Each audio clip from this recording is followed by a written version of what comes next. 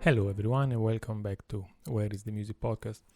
Today, I wanted to talk about a couple of compositions for piano that have been following me for many years, and I'm sure have been followed you as well. This is a soundtrack by the composer Michael Nyman that was featured in the movie The Piano, a famous movie, well received. I think he won some important awards. The movie was by Jane Campion in 1993, and the soundtrack somehow has made some sort of history in a way, because despite the fact that compositions themselves are delightful, is beautiful music, but not necessarily considered by the critics, or in a sense the academic world, masterworks of contemporary art music. Nevertheless, it is hard nowadays to find someone who either doesn't know them or haven't heard them before. And if you are a pianist yourself, whether are amateur or professional, you pretty much must know them, at least must have heard of them. It is very common, to be fair, as a piano teacher, to encounter young students, or actually students of any age, who either have learned it or want to learn it. And so there must be some deep, I will say, reason why this is the case. And we're not gonna touch on every successful piece of music and trying to explain the reasons. We're not. But in this particular case, I have the impression that this music, either by chance or maybe deliberately, but was able to touch on a dimension that has more to do with the movie itself, has more to do with the world of piano music itself. And this is what I attempt to do today. So the two pieces that belong to this soundtrack are called The Heart Asks Pleasure First, and this is probably the most famous. Goes something like this.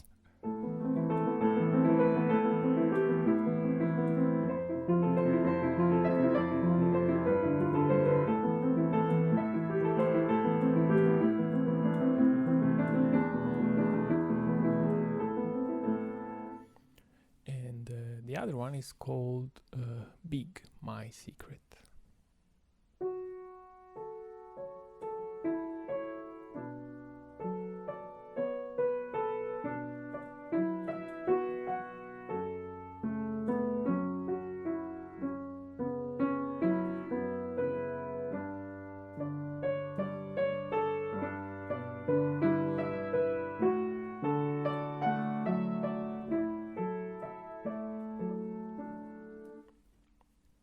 Etc. Probably later I will play one of these two.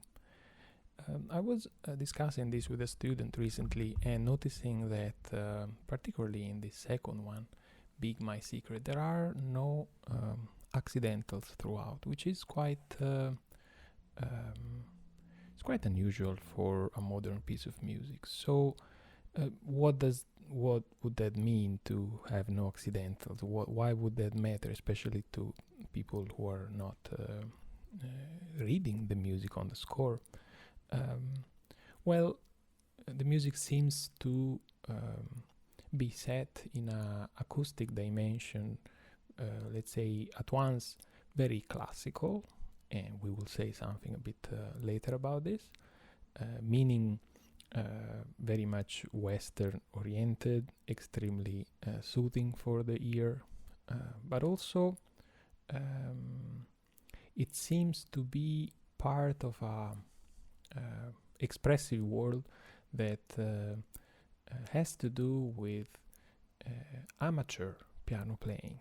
And by amateur, obviously, I'm not hinting at any negative significance, but amateur in this context means a word of piano playing that is not meant to sound complex, complicated, or advanced, or particularly intellectual, or related to academic piano playing or academic music.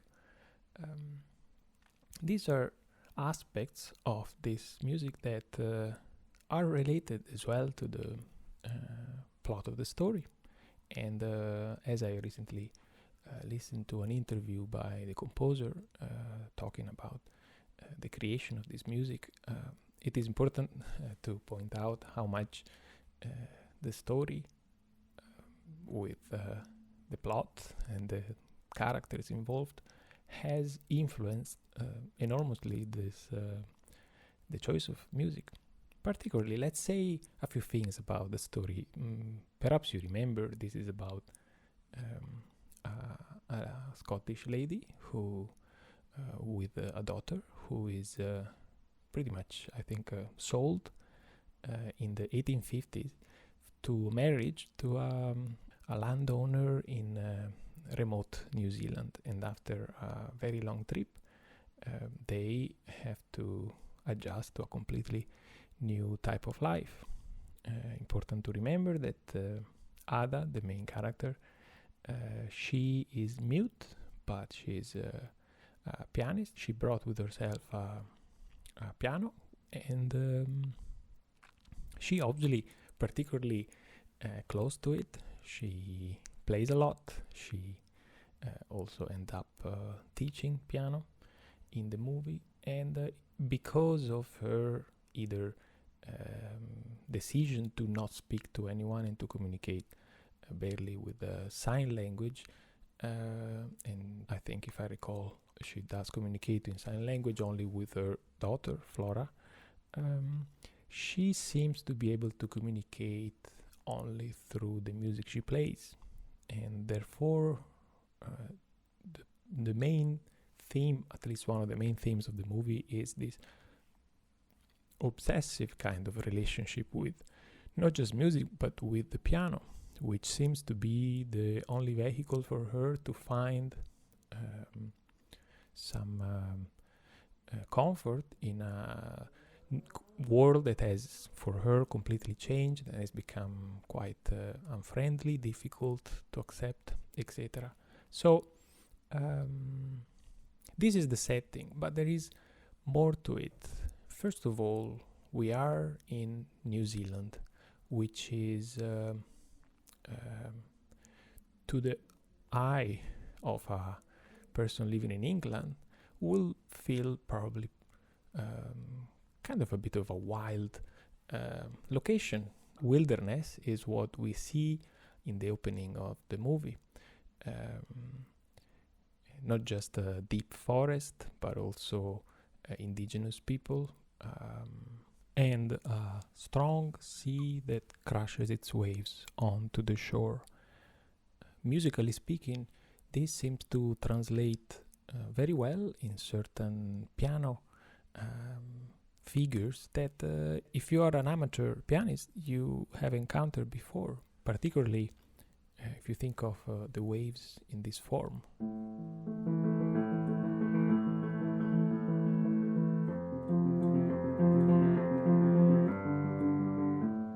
This is a piano figure that comes over and over in classical music, and somehow it is not by chance that it is featured for this melody.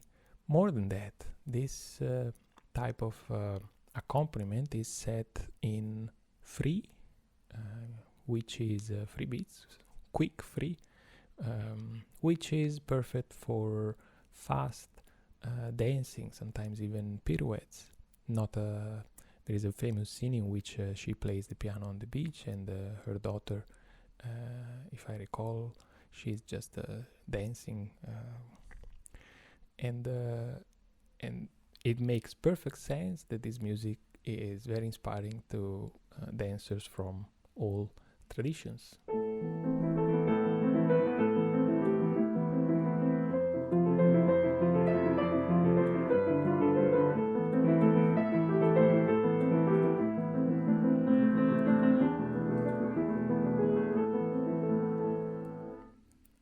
The piano figures here chosen by the composer allow you to see with some degree of precision the movement of the waves, the movements of the trees pushed and pulled by the wind. And these obviously are all images that we might have in our mind because we've seen the movie, but these also represent nature archetypes, symbols that by being alive you somehow have developed a relationship with. So music somehow represents, at least in this case, images that we all know and images that are evoked by a movie, but at the same time allows us to tap in a dimension of symbols that mean much more than a movie and much more than a plot. In this sense, I have a lot of respect for music such as this. Michael Nyman himself speaks of music that is written for a movie, not necessarily as valuable as music that is meant to be heard per se at a music concert without the help or support or the reference of images or even a plot. But having said that, he acknowledges that there is a greater responsibility to make music that somehow is able to offer content and meaning that enhance the story, the character, the themes that are portrayed in the story. Having said that, then one should probably elaborate an idea of what are these themes, and then we're back to the main themes of the movie, which are someone who is mute, who decides not to speak to the outside world, someone who uses music to express themselves or to just maybe let her inside world outside. Well, isn't that something that we can all to a certain degree relate? If you play an instrument, particularly if you play the piano, you probably know this quite well. The piano is not just a musical instrument, is obviously not just a piece of furniture in the house, but somehow represents a symbol, a getaway, a vehicle for all the world that is unknown probably to you as well, inside you, that is just waiting to come out. I was mentioning earlier how meaningful this repertoire is, the soundtrack is to students and amateurs of piano, exactly because it doesn't matter how professional you are, how proficient you are in playing the piano. If you have a piano in your life, in your home, then that place in the house represents something very special to you, represent every day the opportunity for you to tap into that inside world. So if we think of it from this angle, then this movie signifies something special to all musicians, pianists particularly probably, because it has offered the opportunity to look at our activity at the piano without any judgment, but just by showing how a piece of musical instrument carries this importance, carries this significance to all of us who enjoy just sitting there in our house and playing it. It is interesting how the music was also chosen by Michael Nyman following some unexpected, I would say, trajectory, unexpected guidelines. He mentions, for example, that given that the movie is set in 1850s, around the 1850s, and the music will have to be played by the main character. And I think, if I'm correct, the actress who plays Ada, she is the actual pianist, so she has learned all this music, and I think in the movie you hear the actual actors playing it, which is quite remarkable, I'd say. But then, what style would that be appropriate? This is music that is played by a character who lives in the 1850s, therefore one would say the style has to somehow relate to the music of the 1850s, at least the one that was available in Great Britain at that time. Also,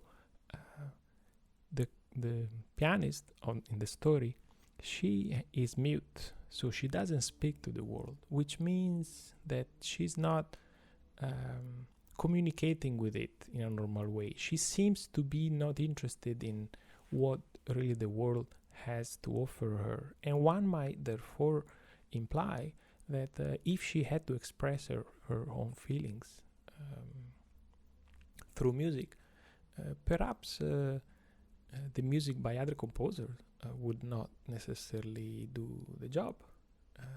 So the music written for her is music that must sound like something that she will create, that she will make up on the spot.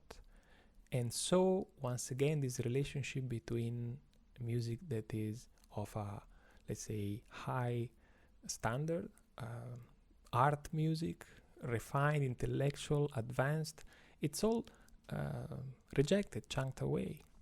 And once again, the choice of setting music that is, let's say, a good intermediate level, but not more than that, is also a message, a way to connect with musicians, with pianists of all sorts, of all levels.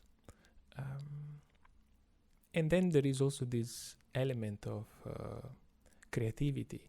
Once again, she seems to be making this music on her own, in her own style. She uses music to communicate. Therefore, there is probably an element of improvisation. At least it must sound like an improvisation. And Michael Nyman, I think, is really able to express, to communicate this in this other piece called Big My Secret. There are aspects of improvisation here that are not apparent right away. The first is written actually not in the notes, but in the tempo marking. He says molto adagio con rubato, which means very slow with a rubato feel. And in my score, and I think it's the original one, or one of the original that has been published afterwards, it says that the tempo marking, the metronomic tempo, goes from 50 to 64, which is quite a big range of liberty given by the composer. What does it tell us? That precision, accuracy in tempo is not required. It's like let the music just go with its flow. Something like this.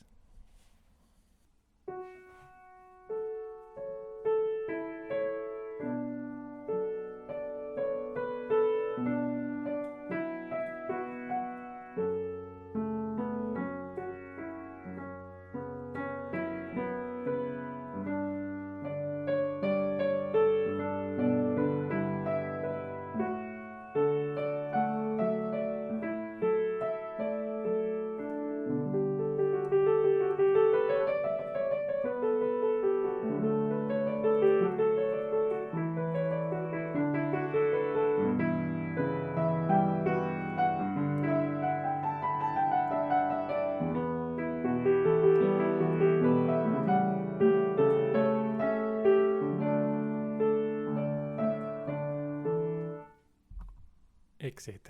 I'm gonna probably play this fully because it's really gorgeous. Continuing on my journey through this, now we have landed on Big My Secret. I was noticing how there isn't really a theme. It sounds like a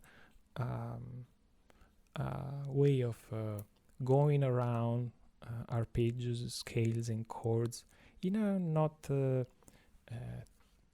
orderly way, but there is a charm to it. And so I'm wondering, what does this mean? What type of world is the composer trying to represent here? And then I think it hit me some days ago. It seems that it all refers to a memory. Memory of what? The memory of someone practicing some classical pieces. Have you ever had the experience of listening someone practicing? Well, if you have heard for sure a lot of repetition. You have heard a lot of musical material, quite classical, possibly, potentially even dull. So, for example,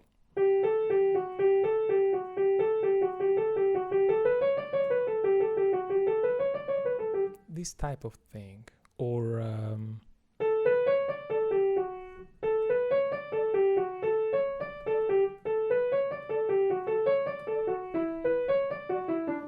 so this type of material that to someone who is practicing becomes the actual work.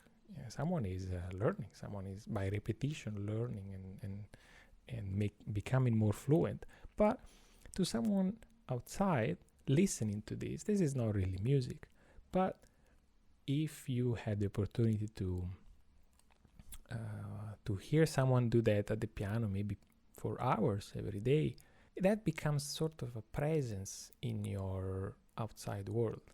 You come home and you hear this person is practicing, and it becomes an acoustic presence that tells you about life, tells you about someone young and disciplined, young who's learning something new, and then automatically all these elements, musical scale or arpeggios and chords, they kind of signify the presence of someone who is learning how to express themselves at the piano. And whether you like the music or not, whether you are a musician yourself or you know the music that is being played, the sound of someone practicing, it's either annoying, obviously, sometimes it can become very annoying, or it's just signifying life being lived fully.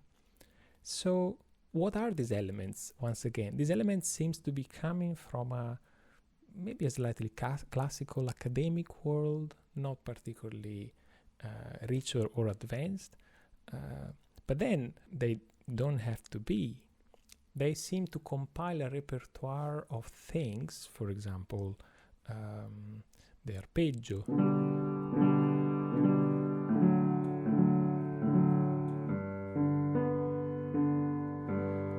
things like this that are obviously part of million sonatas and a variety of styles of different classical composers that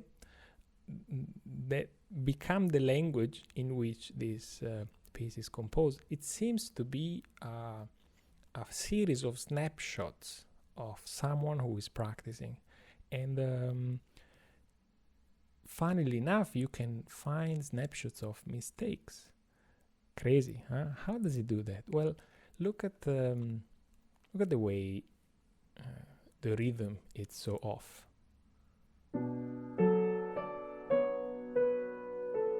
This is off, right?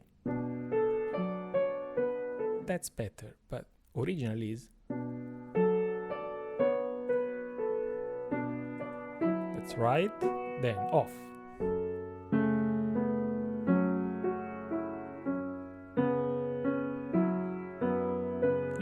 can hear how things are not exactly square, but that is probably the charm of someone who is trying to make them correct.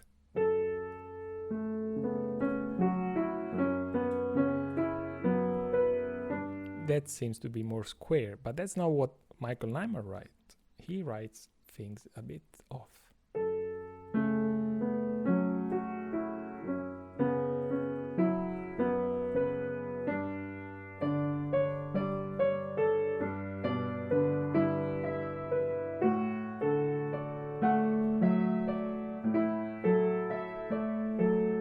Seems to be the actual recording of someone practicing a nice classical piece of music and not quite being yet there.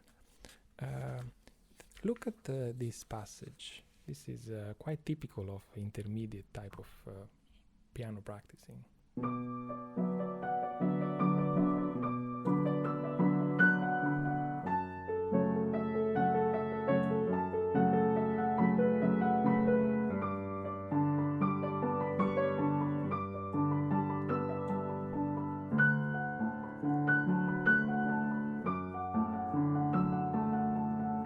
You see all these right-hand figures. Isn't it every classical piece ever pretty much touching on this type of figures? Think, for example, of Liszt's Liebestrom, the love dream.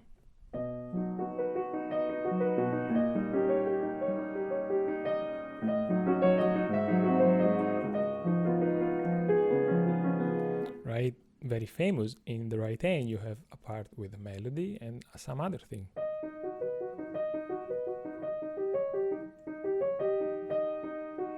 Etc. So you can hear, if you are practicing this, you will.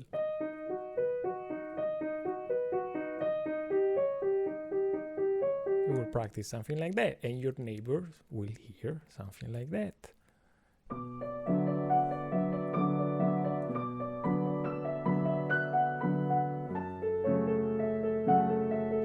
So why would be so important to render this practicing dimension in a piece of music?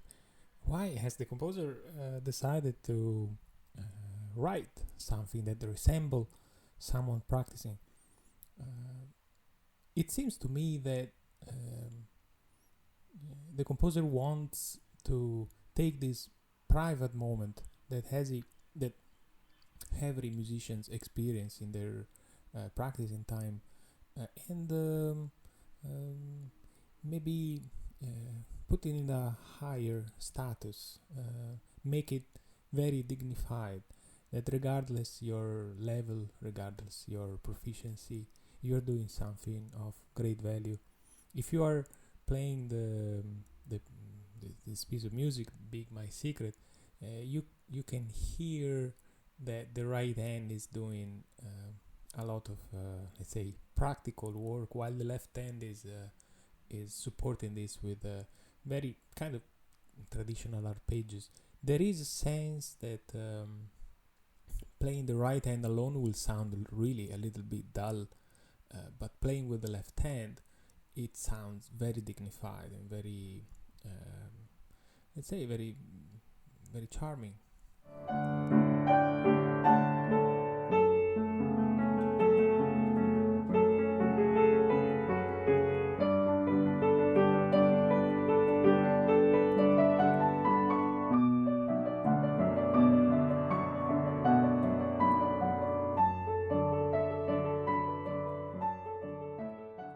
So the charm of this music is in the effect that all these figures have as a whole, not as necessarily beautiful melodies or beautiful choice of chords. Everything seems to be very classical and to a certain extent quite academic, but as a whole there is an element of disorder, of not linearity, that is quite, I would say, quite difficult to render from the perspective of the composer. So once again, the charm seems to be in finding exactly the line where things are overall pleasant to hear, but not perfectly artistically conceived. There isn't any intellectual deep idea or any strong thing that we can attach our listening to. And this is why, at least one of the main reasons why this piece of music speaks so strongly, so deeply to the ears of young pianists, amateur pianists, students of music, students of piano, at any level. It is also possible that this is the reason why minimalism in general, Michael Nyman's music, and soundtracks overall are tends not to receive as much as a positive response from the classical academic world, exactly for this reason, because it seems to be these pieces of music seems to be written for the purpose of appealing. But then if we forget this for a moment, appealing to who, appealing why? The movie itself is about using music, recognizing music as a way of communicating deep, personal, important things away from language. And it's a remarkable, sensitive, and I would say inspiring reflection on the dimension of language. This composition end up doing the job greatly in highlighting exactly that balance. When music is able to speak clearly and effectively to the heart of people, is not only when you have the greatest composers with the greatest themes, with the greatest techniques. They are amazing, but very often, in order to be authentic and speak to the heart, then you must probably be humble and start offering simple ideas, simple techniques. So this is probably the reason why I wanted to talk about this soundtrack.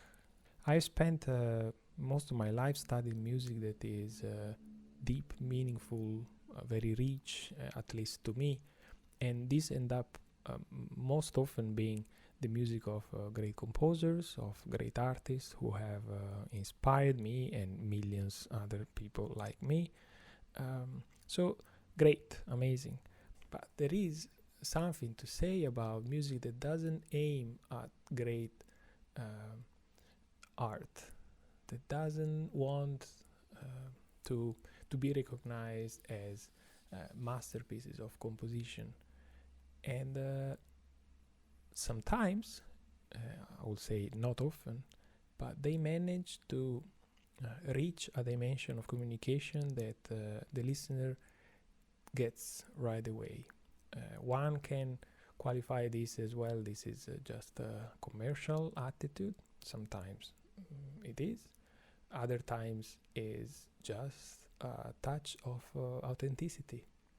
Artists that are able to connect with that authentic self can eventually extract, distill some important idea into music that doesn't aim necessarily at being unique, original, or difficult, or advanced, or aesthetically unique, but that speaks to the heart. With this in mind, I'm going to play Big My Secret. By the way, you probably have noticed that my piano is not perfectly tuned. It might need some maintenance these days, but I also noticed that it doesn't sound too bad for this composition. There is something, once again, charming, fascinating about music written for normal people in normal homes with normal pianos, Without us, humble people with humble instruments, the world of music would not really exist. So thank you for listening. Thank you for tuning once again. I really appreciate your time. If you decide to support the podcast, you can do so by going to my Patreon page, is Alberto L. Ferro, or you can find links either on the platform you're listening this podcast from, or also you can find this link on my website or on my Instagram, Facebook, etc. So once again, thank you for listening, and look forward to our next episode of Where is the Music. Bye.